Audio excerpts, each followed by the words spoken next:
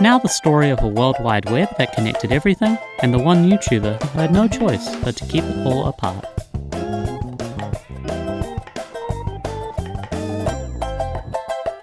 It's spoiler, I hardly. Spoiler warning for everything that has come out in House of the Dragon so far, so that's the first 2 seasons and the half season that we now have out. I have not read Fire and Blood, the book that House of the Dragon is based on. I do not know what is coming around the corner.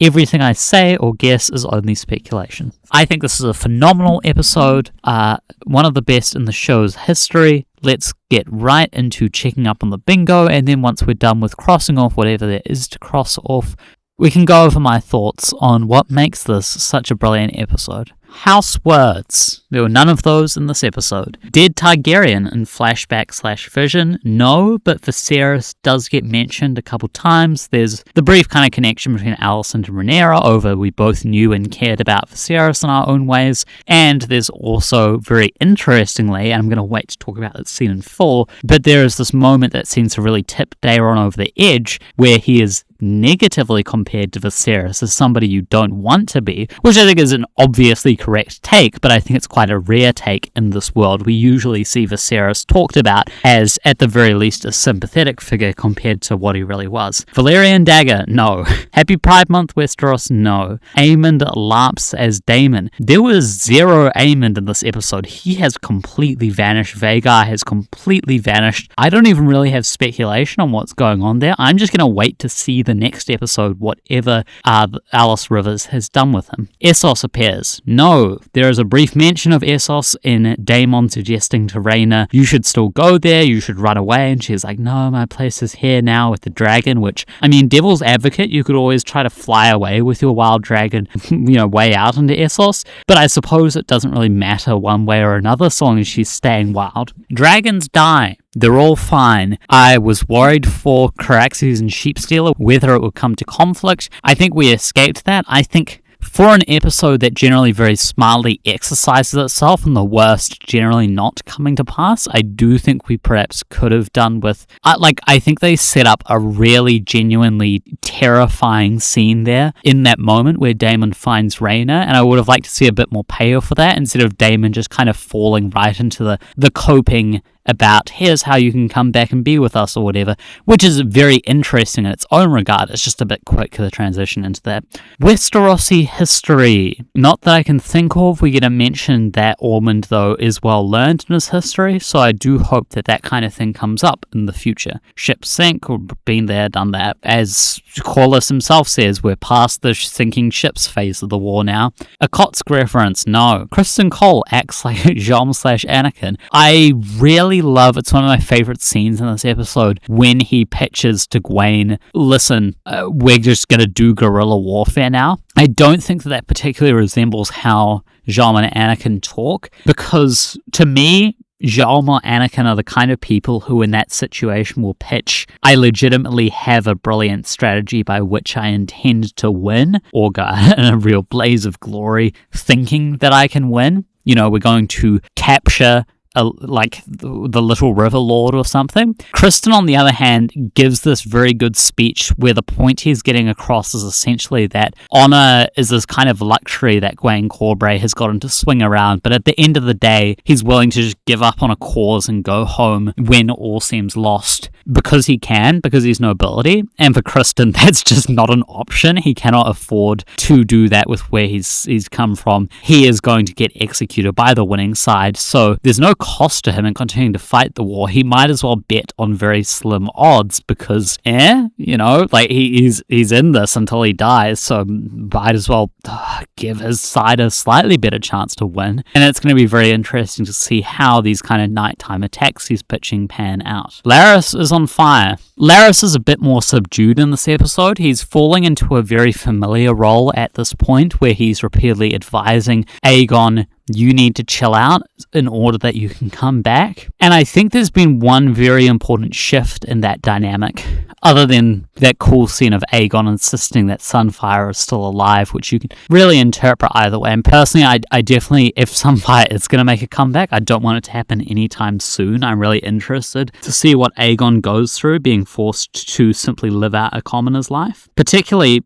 commoners with disabilities, right, is really the point that's being got across here, is that they just don't have much of an ability to offer much in the labour economy of Rook's Rest or whatever, and that puts them in an even more dire position where they have to kiss boots just to get by and move excrement and yada yada yada. Anyway, circling back to my point, the really interesting thing to me that may or may not be sinking in for Aegon, and it could really change whether he keeps going along with Larys's pitch, is the news that he's been declared dead. This episode handles really well different characters learning about different news, like of course Alice kind of taunting Kristen and Gwaine with, oh, you didn't hear, like your side lost the Iron Throne, it's cooked. And for Aegon to learn that he's been declared dead, I think shifts the calculus in a really interesting way, where I'm not sure he's going to figure this out. But I think what you should figure out in that situation is, it's one thing to talk about a resurrection if the Greens keep insisting Aegon is, somewhere lost out there and hiding, and someday he can come back and raise the banner for you. Even if all the Greens bend the knee and swear now, that is still a cause that can be taken up.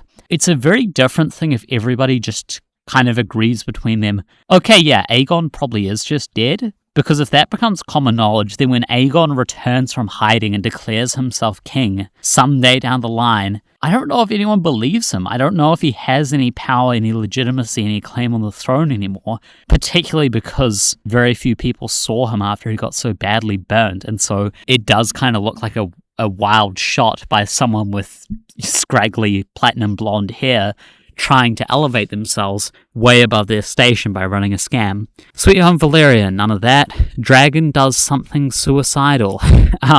Again, I feel like Caraxes and Sheepsteel were verging on this, but did not. Avengers Endgame, no, we don't see anything to do with the Riverlanders or the North or any of that. It's not as limited in scope as the last episode, but it's very much sticking around a few core POV clusters. Otto deaths, well, we've dealt with him.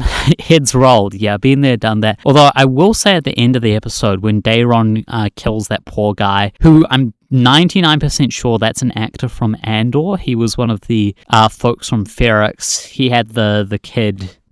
They worked in, like, it felt like electronics or something like that. So cool to see him pop up again, just a shame to instantly get taken out, but I guess Otto also kind of had that fate. I thought he was going to get his head chopped off, and I was like, oh, that's horrible when he got stabbed, but at least it was like a quick, relatively for the situation where he obviously shouldn't die, merciful killing. Cat! I was so delighted about this. Grand Maester Orwell is just filling in for the Otto role, where he says, okay, I'm going to be the one in this story. I talk about this in previous episodes of the series, but I'm going to be the one to bring the cats into the Red Keep. Awesome. I look forward to seeing them roaming around. I'm going to hold off on taking this off until we actually see the cats, but I'm so excited for that. It better not just be like an errant mention of an idea that never pans out. I want to see the actual chaos of a cat killing a rat on screen. I want to see the cats by season 4 themselves just breeding like rabbits and becoming a problem. Backstabbed.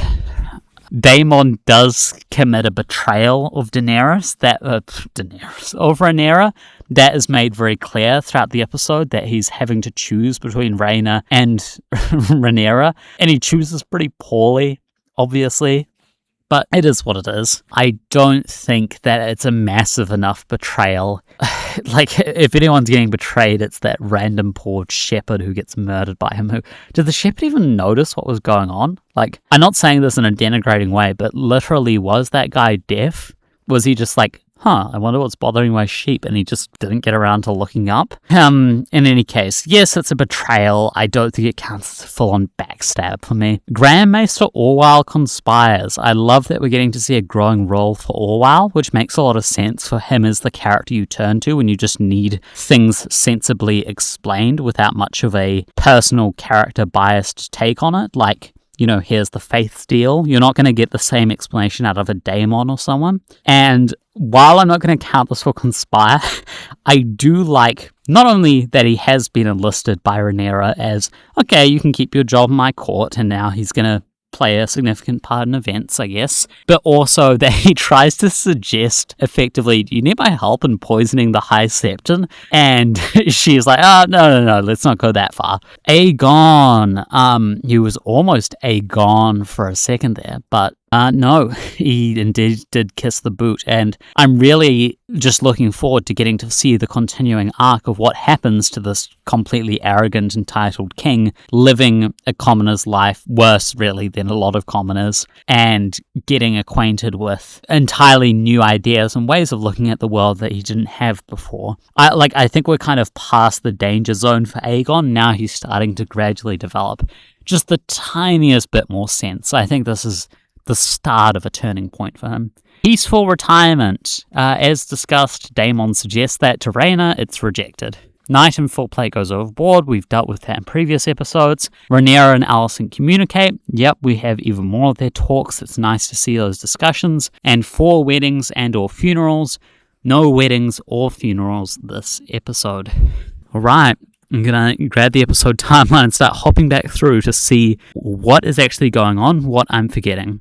So, I'm going to save the Daeron Ormond stuff for last, because that is the most interesting stuff going on in this episode to me. I really enjoyed that scene of Rhaenyra and Alan having a chat together and her opening up about the dream of old Valyria. If anything, I would have liked even more awkwardness from Alan in that situation, because you're talking to someone who's basically acting like she is a god on earth, or at the very least anointed by the gods, who rides around a dragon. It was being like, oh yeah, and here's the old super magical empire that we used to be. A replica of it, but still, that's kind of nuts. In any case, I like seeing them together because there is that common element of frustration with their fathers, as well as love for them. And I could see that becoming kind of one of Rhaenyra's few solid bonds, where you have people like Daemon and Mysaria who are fighting over influence in her court and really for her love, and Alan is just someone who will be sensible and straightforward and get on with the job, and so I'm curious to see more of that. I also just think Alan's actor does a really great job portraying,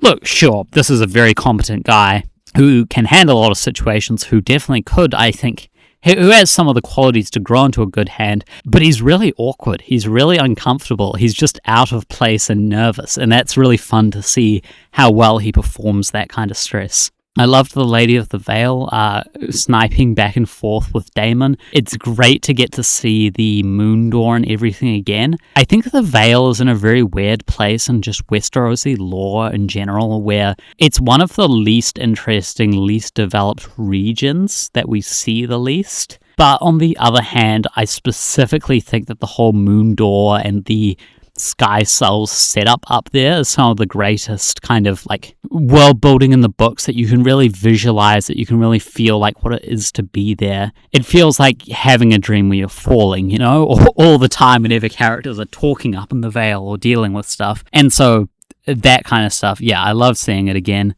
I don't know how you keep dogs there without worrying that they're going to fall down at some point, but there you go. So the one thing that I do know from the books that's the big change to the show, so I guess technically this is kind of a spoiler for Fire and Blood. I don't know anything about it beyond the thing itself, but in Fire and Blood, it's a peasant girl called Nettles who claims sheep stealer. So I presume in the process of making the show, for better or for worse, because to my knowledge, George R. R. Martin is not happy about this change, the show's creators were like, well, Rhaena doesn't really have anything to do on the original Fire and Blood. We don't just want to set this poor girl to the side, so let's just erase Nettles as a character and give Rhaena the sheep stealer plot instead, which, okay, cool.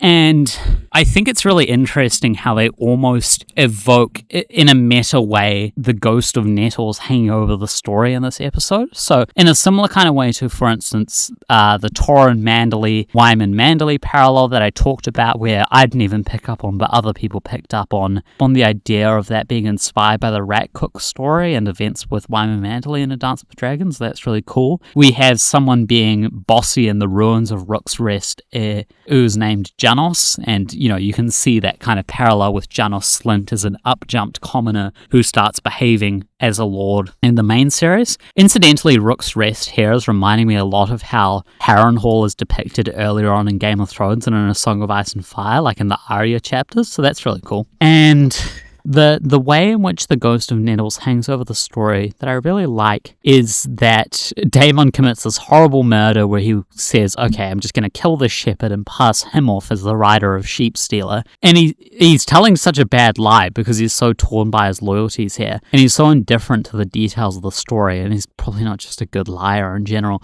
that it sets off this weird kind of anxiety for Rhaenyra and company, who, obviously there's all the other kind of stuff going on here. Like, Rhaenyra did want to see this person in the eye and execute them and all that. But also, it's just Daemon swaggering at him being like, yeah, there's someone we didn't know about in the war who was riding a dragon and then I just killed them and this is their head here. Because, previously, it was one thing to fill in the space with anything. But now that it's just like, oh yeah, I just killed them, they're just off the board. It seems to me to in some way amp the sense of, oh, this wasn't a secret Targaryen or whatever.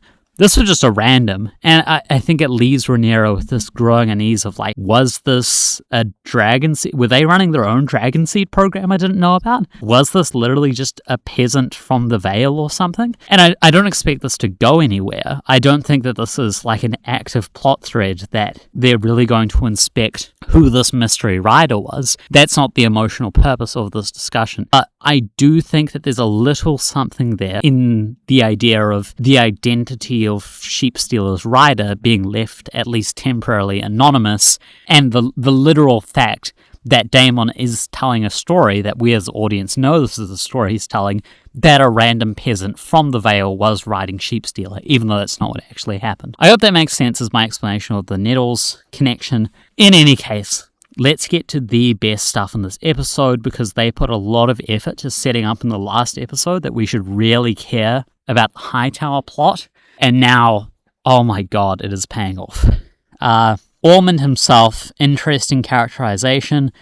At first, it still feels, I don't, it's tricky to get outside these boxes of cliche, but it is the guy who tries to portray himself as really classy and noble and thoughtful on the surface, and then has this anger and lashing out and violence underneath. And yes, we have seen this before. Yes, it is a bit odd that Alicent, when asked about him, starts rattling off traits like he's been her nemesis for 15 years and he's not like a distant sibling. Like, what? How would you know these things, and why would these things be your focus that you know about him? But in any case, it's whatever. The point that I'm coming to here, though, more importantly, is that final scene between Ormond and Daeron that pays off to the weird tension between them through the episode. It's phenomenal. So Daeron, you can see, is in a really unique position for a Targaryen, because he's the first Targaryen we see who is just straight up like differential to and almost afraid of someone who is not a Targaryen, where he's just like, okay, you're the boss. I strive to do my best to learn from you. It's one thing to have Daenerys taking advice from people around her, but she doesn't have the same kind of dynamic with any of them, where she's like, you're just the goat and I'm just trying to emulate what you do. That father-son relationship that they've cultivated. And that final scene pays it off so well. I'm not so interested in these shows doing the typical thing again, where it's just like, potentially unnecessary and kind of distressing brutality, like Alicent getting attacked a couple episodes prior, that I think was definitely just not necessary, just distressing, just taking away from the entertainment of the show and the story it's trying to tell. The way that it's used as a locus here for the big reveal, which is like, oh my god, the faith of the Seven is finally going to really matter in one of these stories. It matters in the later Song of Ice and Fire books. Game of Thrones really forgets that it matters after a while. But the thing about the faith is they've just never felt interesting. They've never felt built out to me compared to the other religions of A Song of Ice and Fire. They just feel like George R. R. Martin grew up Catholic, so he wrote a Catholicism knockoff into his story as the dominant religion that's not really that important in the story. It's just there to be the background religion. and in particular to mark out if you're not pledged to that religion, then it makes you a bit of a weirder claimant to the throne. And I love this dynamic that we have, which is extremely logical because as we hear through the episode, the Hightowers hail from Old Town. It's like a major educational centre, a centre with a lot of literate figures, etc. It makes sense that the Seven would be a really big influence there in the culture, would be woven into it. And given all we've heard about and seen over history about the Seven viewing the Targaryens as low-key abominations and the dragons as dangerous and all of that kind of stuff, here we have someone who is coming from that background, who is genuinely really devout about the Seven instead of just paying lip service because it's part of what you got to do to be a lord, who has raised a Targaryen in that model, who is actually trying to manipulate a Targaryen into, look, buddy, Aegon's declared dead, Aemond has disappeared, you're the last Targaryen claimant to the throne, we're no longer trying to link up with Aemond or Aegon's army, we're trying to make you king now, which is big to fall onto his shoulders. We're going to press your claim, but the entire Targaryen thing is really bad. Trying to sell to Daeron, you're going to be Daeron Hightower, the first Hightower king. You just, in the same way that Robert Baratheon in the main series, he has Targaryen blood. That's part of how he asserts he should be the one to legally take over from the Targaryens, is I'm a rival Targaryen claimant to the throne. But he explicitly comes in as Robert Baratheon, the first of his name, the new dynasty, etc., etc. The Targaryens are gone. That's what Daeron Hightower is to this era, to the Dance of the Dragons. So I think that is an absolutely fascinating concept that adds an entirely new flavour to his claim that we hadn't seen before in the previous green versus black contest. It doesn't feel so much as just inter-family fratricide between people who've all known each other fairly well. Now this is kind of an alien force, an alien influence coming in. And while,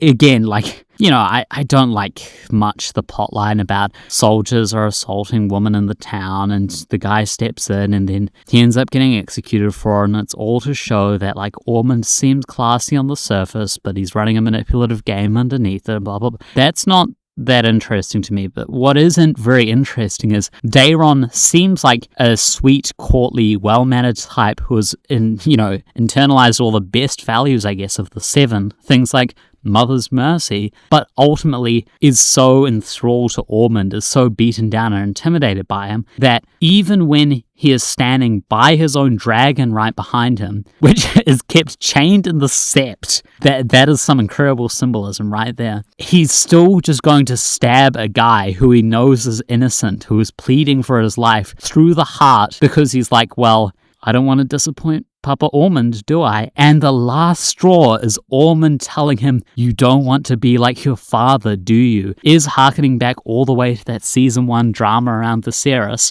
and making it about, you could be, a weak Targaryen king like Viserys who lets it all fall apart. Or you could be the strong first Hightower king, Daeron Hightower, who's going to restore order to the realm. So I think it's such a beautiful way to explore and explain how new claimants can arise in ways that draw on different social forces, and how Ormond is, manipulating the situation around where, I think he genuinely believes in a lot of the Seven stuff really fervently. He does seem like a zealot, but it's the way in which he learns, okay, we're not getting reinforcements from Aemond. How can I double down on this Seven-led narrative, this kind of Westerosi born and raised, as opposed to the dark magic Targaryen interlopers? How can I lean on that to make sure that my charge, who is already in my power, who listens to me, is going to become the king, and then presumably name me the Hand, and I become the next Otto Hightower, who's in charge of everything. It's fantastic. I love it. So,